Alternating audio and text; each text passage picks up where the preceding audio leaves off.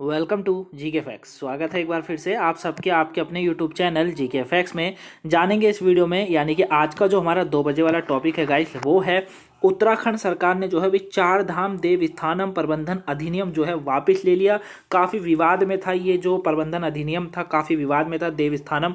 इसको अभी उत्तराखंड सरकार ने वापस ले लिया है। ठीक है, जैसे कृषि कानून लिया उसी तरीके से इसको भी वापस ले लिया गया है। तो क्या है ये पूरा मुद्दा, हम इस वीडियो के अंदर जानने वाले हैं। बस वीडियो को एंड तक जरूर देखिएगा। पेपर के पॉइंट ऑफ व्यू से ये टॉपिक बहुत इंपॉर्टेंट है, आपके साथ में आपकी नॉलेज को भी बहुत ज़्यादा गेन करेगा। वही वीडियो की जो पीडीएफ फाइल का लिंक है डिस्क्रिप्शन बॉक्स में दिया है, वहाँ से डाउनलोड कर लीजिएगा। अगर आप में से जो भी यूपीएससी या किसी स्टेट पीसीएस की तैयारी कर रहे हैं, आपके लिए टॉपिक मोस्ट इंपॉर्टेंट है। इंटरव्यू में पूछा जा सकता है, एग्जाम में तो देखने को मिलेगा ही। क्लियर। वहीं अगर कहीं से भी आपको टॉपिक नहीं समझ आता है, आप कमेंट बॉक्स में कमेंट करके जरूर बताएगा, मैं वहाँ आपको आंसर जरूर करूँगा। क्लियर। चलिए स्टार्ट करते हैं, जानते हैं, क्योंकि टॉपिक आज का बहुत ही इंटरेस्टिंग है। चलिए देखिए क्या कहा जा रहा है, ध्यान से समझिएगा। उत्तराखंड सरकार ने हाल ही में चार धाम देव स्थानम प्रबंधन अधिनियम को वापस ले लिया है और विश्व हिंदू परिषद और प्रमुख तीर्थ स्थलों के पुजारियों और अन्य हितधारकों के विरोध के कारण अधिनियम को वापस ले लिया गया था। अब इसको देखिए, हम इसको दो पॉइंट ऑफ व्यू से समझते हैं। पहला, जैसे कृषि कानून में किसानों ने बहुत बढ़िया अपना प्रदर्शन करके जो है अपनी बातों को रखा, वापस लिया गया। ठीक है, उसी तरीके से यहाँ पर भी जो है जितने भी पुजारी थे, जितने भी तीर्थ स्थल थे, उनके पुजारी थे, है ना, और बाकी हितधारक थे, और जितने भी लोग इसका विरोध कर रहे थे, ठीक है, ज़्यादातर तो जो पुजारी हैं वो कर रहे थे, और जितने भी वहाँ के ट्रस्टी वस्टी जो थे वो इनका जो है प्रदर्शन कर रहे थे। ठीक है, अब इन सबों के प्रदर्शन के कारण ही क्या हुआ कि इसको वापस ले लिया गया है। ठीक है, अब यहाँ पर दो तरीके से हम लोग देख सकते हैं। एक तो राजनीति मुद्दा भी हो सकता है जिस पर हमें ध्यान नहीं देना है, हमको केवल अपना टॉपिक समझना है। क्लियर है, वहां से भी आप इसको जो है नोटिस कर सकते हैं। क्लियर। तो याद रखिएगा कि उत्तराखंड सरकार ने हाल ही में जो चार धाम देव स्थानम प्रबंधन अधिनियम है, इसको अभी वापस ले लिया है। अब मैं आपको समझाता हूँ कि क्या है आखिर में देवस्थानम जो है, क्यों इसका गठन करा गया था, क्या करा गया था। देखिए, जब त्रिवेंद्र सिंह रावत की सरकार थी, ठीक है, जब उन्होंने अपनी सरकार छोड़ी, उससे पहले जब उनकी सरकार थी, त्रिवेंद्र सिंह रावत की जब सरकार थी, उन्होंने ये कहा था कि उत्तराखंड में यात्रियों की संख्या बढ़ रही है। उत्तराखंड में जो यात्रियों की संख्या बढ़ रही है ना, क्योंकि केदारनाथ, बद्रीनाथ, गंगोत्री, यमुनोत्री यहीं पर हैं। अब इन्हों में सबसे ज्यादा भीड़ देखी जाती है, क्योंकि बहुत पवित्र स्थल है और विश्व में जाने माने स्थल हैं। ठीक है, तो उस समय त्रिवेंद्र सिंह रावत की जो सरकार थी, उन्होंने कहा कि हम जो है एक प्रबंधन ला रहे हैं, यानी कि एक अधिनियम ला रहे हैं जिसका नाम है देवस्थानम बोर्ड। ठीक है, उन्होंने देवस्थानम बोर्ड का गठन करा, इसी के कहने पर करा कि पर्यटन जो है ना, पर्यटन हो गए, तीर्थटन हो गए, ठीक है, तीर्थ हो गए सारे, उन पर जो भीड़ होती है उसको कम किया जाएगा। ठीक है, क्योंकि जब सरकार के हाथ में कंट्रोल आ जाएगा तो सरकार उसे ऑटोमेटिकली कम कर लेगी। यानी कि सीधा सा उद्देश्य पता है क्या था, कि सरकार इन चारों धामों को, यानी कि जहां पर भीड़ बहुत ज़्यादा होती है, यहाँ पर जो है भक्त बहुत बड़ी मात्रा में आते हैं, इनको अपने अंदर लेना चाहती थी, मतलब अपने जो है अंडर में लाना चाहती थी, जिसके लिए इन्होंने जो है देवस्थानम जो है बोर्ड का गठन भी करा था। ठीक है, याद रखिएगा, बहुत इंपॉर्टेंट है। इसमें चार धाम तो हो गए, जैसे कि बद्रीनाथ, केदारनाथ, और उसके बाद गंगोत्री, यमुनोत्री तो हो ही गए। साथ में जितने और भी इसमें जो धाम, जो मंदिर थे, प्रमुख मंदिर थे, उनको भी जो है सरकार अपने अंडर में ले रही थी। ठीक है, तो उसी तरीके से ये कुछ था। अब देखिए क्या हुआ तब 27 नवंबर 2019 को, जब त्रिवेंद्र सरकार थी ना, यानी कि त्रिवेंद्र सिंह रावत जी की जब सरकार थी, उन्होंने कैबिनेट में जो है उत्तराखंड चार धाम देवस्थानम प्रबंधन अधिनियम जो है उसकी बात रखी थी। 2019 में इस बोर्ड को जो है मंजूरी मिली थी। 27 नवंबर 2019 को करा गया, 2019 में इसको मंजूरी मिली। 5 दिसंबर 2019 को क्या हुआ था कि विधानसभा से इस विधेयक को पास कर दिया गया था। ठीक है, क्या करा गया, इस विधेयक को पास करा गया, यानी कि जो देवस्थानम प्रबंधन अधिनियम था उसको जो है मंजूरी दे दी गई। किसके द्वारा? विधानसभा के विधेयकों के द्वारा। अब हुआ क्या, जैसे इसको मंजूरी मिली, वहीं जैसी इसको मंजूरी मिलती है 14 जनवरी 2020 को राजभवन में भी इसको मंजूरी मिल गई। फिर कब मिली? 14 जनवरी को भी इसको राजभवन से भी मंजूरी मिल गई कि भैया ठीक अधिनियम है, आप इसको लागू कीजिए, कोई दिक्कत वाली बात नहीं है। ठीक है, अब यहाँ से होता क्या है, यहाँ से जो साधु संत थे, जो पुजारी थे, वो सारे नाराज हो गए। ठीक है, क्योंकि ये अधिनियम उनको बिल्कुल पसंद नहीं था। क्यों नहीं था, अभी हम आगे समझने वाले, वीडियो में बने रहिएगा अंत तक। ठीक है, तो उसके बाद क्या होता है, इसके बाद क्या हुआ कि जब 14 जनवरी को राजभवन से भी इसको मंजूरी मिल गई, उससे पहले इसको 5 दिसंबर में विधानसभा से भी मंजूरी मिल गई, है ना। बाकी त्रिवेंद्र सरकार तो इसको ला ही रही थी। 24 फरवरी 2021 को जो है, माफ कीजिएगा, 24 जनवरी 2020 को जो है देवस्थानम बोर्ड का सीईओ भी नियुक्त कर दिया गया। इन्होंने क्या करा, सीईओ भी नियुक्त कर दिया, किसका, देवस्थानम बोर्ड का। ठीक है, अब जैसे ये हुआ, अब मतलब इसमें क्या हो गया, जब इसका सीईओ बना दिया गया तो इसका क्या था कि भारी भरकम बोर्ड का गठन कर 4 धामों के अलावा 51 मंदिरों को भी इसमें जो है शामिल करा गया।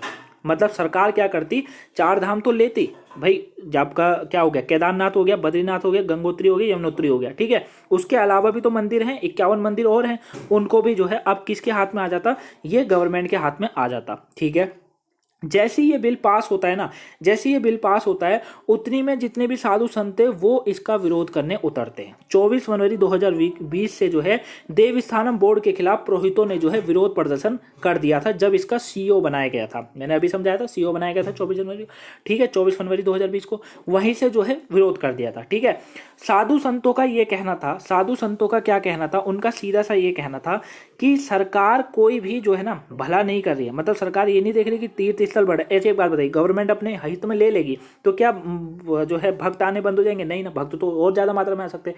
सरकार का सीधा सा उद्देश्य साधु संत का ये कहना था कि सरकार जो भी पैसा जमा होता है, जो भी मतलब चढ़ा कर जाते हैं लोग, उसको अपने अंडर ले लेगी, साथ में जितनी भी जमीनें थी उसे जो है इनलीगल तरीके से अपने अंदर ले लेगी। ठीक है, और पुरोहितों पुजारियों का सारा किस्सा जो है वो खत्म हो जाएगा, अब इनके पास कोई भी पावर नहीं रहेगी। तब की हमारे पुराणों में तक कहा गया है कि जो पुराण हो गए, साथ में आपने जो हमारा जो आर्टिकल्स हैं उसमें भी ये बोला गया है कि इन चीज़ों का, यानी कि मंदिरों का, पुजारी मंदिरों का जो भी मतलब जो भी इसका जो पावर होती है वो पुरोहितों पुजारियों के पास ही होनी चाहिए, है ना, क्योंकि वही इसको अच्छे से संभाल सकते हैं। अब गवर्नमेंट इसको अंडर में ले लेगी तो जाहिर सी बात है फिर उनको अपने हिसाब से काम करवाएगी, है ना। तो इन्हों का, साधु संतों का यही विरोध था। साधु संतों ने कहा था कि पुरोहित विरोध में जब उतर गए थे तो 24 फरवरी 2020 को जो 24 फरवरी जो 2020 था उसमें देवस्थानम बोर्ड के खिलाफ इन्होंने, पुरोहितों ने विरोध प्रदर्शन शुरू कर दिया था। ठीक है, अब पुरोहितों के अलावा उत्तराखंड का एक बड़ा तबका जो कि सरकार के इस फैसले का विरोध में उतर आया, बहुत बड़ा तबका है भाई, उत्तराखंड में तो मंदिर ही मंदिर है। ठीक है, उनका कहना यही था कि सरकार इस बोर्ड के आड़ में जो है तीर्थ और पुरोहितों के हकों को समाप्त करना चाह रही है, ये इनका कहना था। ठीक है, और ऐसी सरकार ये फैसले को मंजूर नहीं करती है, जो है मंजूरी जो है नहीं करेगी, ये इनका कहना था। ऐसे में सरकार का यह फैसला को ये मतलब साधु संत इसको मंजूर नहीं करते हैं। ठीक है, तो ये पूरा इसका जो था बैकग्राउंड था। बाकी हम आगे और समझते हैं और इसमें क्या कहा जा रहा है। ठीक है, आई होप आप इसका जो है बेसिक अच्छे से समझ गए होंगे। क्लियर, समझ आ गया हो तो वीडियो को लाइक जरूर कर दीजिएगा अगर वीडियो को लाइक ना करा हो। अब देखिए क्या कहा जा रहा है, 4 धाम एक्ट क्या था इसको समझिए। देखिए, 4 धाम तीर्थ प्रबंधन अधिनियम 2019 में उत्तराखंड राज्य विधानसभा द्वारा कानून बनाया गया था, मैंने अभी समझाया। इस अधिनियम ने उत्तराखंड 4 धाम देवस्थानम बोर्ड नाम का एक बोर्ड का गठन किया। इस बोर्ड के केदारनाथ, बद्रीनाथ, गंगोत्री और यमुनोत्री को 4 धाम और साथ में 49 अन्य मंदिर अपने दायरे में आए थे। करीबन 49 नहीं थे, 51 मंदिर थे। ठीक है, 51 मंदिर जो थे वो इसके अंदर आने वाले थे। क्लियर, वही मुख्यमंत्री जो थे इस बोर्ड के अध्यक्ष थे और धार्मिक मामलों के मंत्री उपाध्यक्ष थे। ठीक है, बाकी मुख्यमंत्री इसके अध्यक्ष होते, बाद में धार्मिक जो मामलों के जो मंत्री होते वो इसके उपाध्यक्ष बनाए जाते हैं। ठीक है, बाद में सीईओ भी इसका बनाया गया था। यमुनोत्री गंगोत्री को 2 विधायक इस बोर्ड के सदस्य थे। ठीक है, यमुनोत्री जो गंगोत्री है वो 2 विधायक इस बोर्ड के सदस्य थे, और एक वरिष्ठ आईएएस अधिकारी जो था वो इसका मुख्य कार्यकारी अधिकारी इसमें बना था। ठीक है, वहीं ये बोर्ड जो है मंदिरों के प्रबंधन के लिए जिम्मेदार था। क्या था, ये बोर्ड मंदिरों के प्रबंधन के लिए जिम्मेदार था।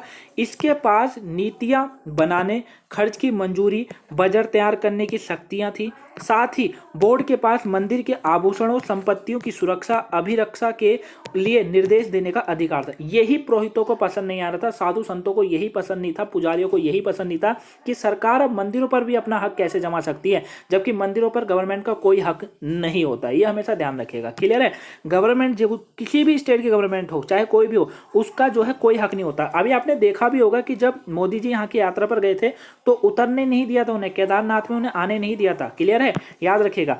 अब आता है 4 धाम अधिनियम से पहले मंदिरों का प्रबंधन कैसे किया जाता था। अब समझिए इसको क्या कहा जा रहा है। चारधाम अधिनियम से पहले मंदिरों का प्रबंधन कैसे किया जाता था? इस अधिनियम से पहले मंदिरों का प्रबंधन श्री बद्रीनाथ श्री केदारनाथ अधिनियम 1939 के तहत किया जाता था। ठीक है, और इस अधिनियम के तहत ही श्री बद्रीनाथ श्री केदारनाथ मंदिर समिति का गठन किया गया था। ठीक है, कब? 1939 में, याद रखिएगा, काफी पुराना था।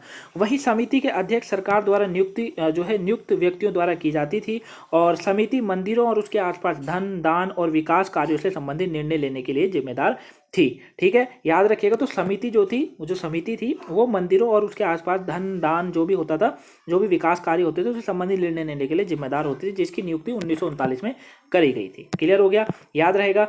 अब आता है चारधाम अधिनियम क्यों प्रस्तावित किया गया था। अब देखिए, यहाँ पर वही बात आ जाएगी घूम फिर के कि श्री बद्रीनाथ श्री केदारनाथ अधिनियम 1939 के अधिकांश प्रावधान वर्तमान संदर्भ में प्रासंगिक नहीं थे। ठीक है, इनका ये कहना था कि रिलेवेंट नहीं है, प्रासंगिक नहीं है, मतलब सही नहीं है। इसी प्रकार चारधाम विधेयक प्रस्तावित किया गया था कि इसका उद्देश्य मंदिरों का कार्यकलाप करना था। ऐसा देखिए, ऐसा सरकार का कहना है, लेकिन साधु संतों का ऐसा कहना नहीं है। अभी इन्होंने पीछे क्या बोला था, यहाँ पर समझिए, यहाँ पर क्या कहा जा रहा है। देखिए, आपको कहाँ से लगता है कि ये प्रावधान जो था बिल्कुल ठीक था, सही था। देखिए, यहाँ पर क्या कहा गया है, एक मिनट। देखिए, यहाँ पर क्या कहा जा रहा है कि यह बोर्ड का प्रबंधन के लिए जिम्मेदार था, यह बोर्ड प्रबंधन के लिए भी जिम्मेदार था। इसके पास नीतियां बनाने, खर्च की मंजूरी देने, बजट तैयार करने की शक्तियां थी। साथ ही बोर्ड के पास मंदिरों के आभूषण संपत्तियां सुरक्षित अभिरक्षी लिए के निर्देश देने अधिकार था। मतलब मान लीजिए, अगर किसी पुजारी को किसी मंदिर के अंदर, भैया बद्रीनाथ केदारनाथ गंगोत्री यमुनोत्री हो गया, उसके अलावा 51 मंदिर और भी तो है, अगर किसी पुजारी को कुछ वहां पर करवाना है तो क्या वो सरकार से पहले पूछेगा? भाई, कर तो वो भक्तों के लिए रहे ना। तो इसीलिए साधु संत जो थे वो नाराज हो गए थे। क्लियर। तो बद्रीनाथ केदारनाथ यहाँ पर इन्होंने बोल ही दिया है कि कार्य क्लब का करना था। ठीक है, आगे देख समझते हैं। पुजारी और अन्य हितधारकों ने चारधाम अधिनियम का विरोध क्यों किया? अब बात यही आती है, मैंने वैसे तो आपको समझा ही दिया है कि प्रदर्शनकारियों के अनुसार सरकार मंदिरों के वित्तीय और नीतिगत फैसले पर नियंत्रण करना चाहती है, ये इनका साधु संत का कहना था, साथ में पुजारियों का कहना था। गंगोत्री यमुनोत्री में मंदिर पहले स्थानीय ट्रस्टों के नियंत्रण में थे। ठीक है, लेकिन अब अगर यह अधिनियम लागू हो जाता तो सीधे गवर्नमेंट के हाथ में चले जाते, समझ रहे? फिर वो अपने हिसाब से करती, साथ में जो पैसे आते वो भी तो फिर गवर्नमेंट अपने हिसाब से यूज करती ना।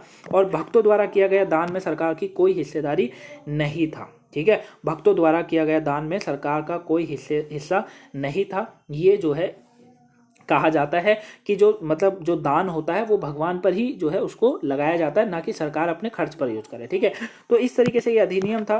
ठीक, बाकी आई होप आप इसको अच्छे से समझ गए होंगे। अगर वीडियो आपको पसंद आई है तो वीडियो को लाइक कर दीजिएगा, चैनल पर पहली बार आए चैनल को सब्सक्राइब जरूर कर लीजिएगा गाइस। अगर वीडियो को शेयर ना करा हो तो शेयर कर दीजिए। आई होप आपको टॉपिक अच्छे से समझ आ गया होगा। नहीं समझ आया कमेंट बॉक्स में बता दीजिएगा, मैं वहाँ आपको दोबारा से जो है आपके लिए वीडियो बना दूंगा या कमेंट बॉक्स में आपको आंसर मिल जाएगा। क्लियर। तब तक के लिए thank you for watching guys. Video पसंद आई है लाइक सब्सक्राइब शेयर करना ना भूलिएगा और सुबह 5 बजे वाली और 8 बजे वाली क्लासेस जरूर देख लीजिएगा। तब तक के लिए thank you for watching, have a nice day, thank you for watching guys.